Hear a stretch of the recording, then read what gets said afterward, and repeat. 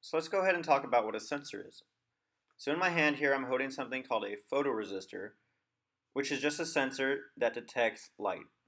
So the way these sensors work is much like a potentiometer. All they do is that by some sort of outside force is going to cause a change in resistance. So for this example with the photoresistor, it's going to change its resistance value based on the amount of light that gets read by the top. And as you see, it almost looks just like a resistor too. It has two pins. So using this little circuit I made and using the serial port, I can see that the analog value being read by it changes based on how much light I read the top. So if I cover the top, I see that the numbers are going up and vice versa. So here's a temperature sensor, which is going to have, much like the potentiometer, three pins.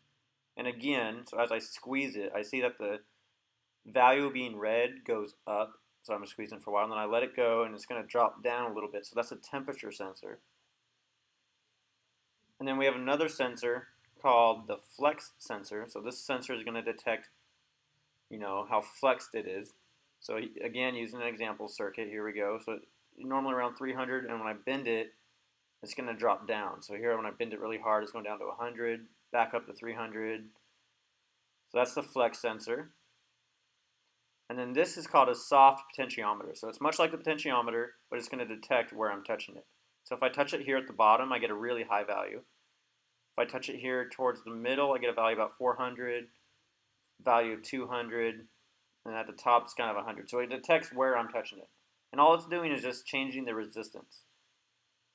All right, so that was really quickly the example of the sensors that we have included in our kit.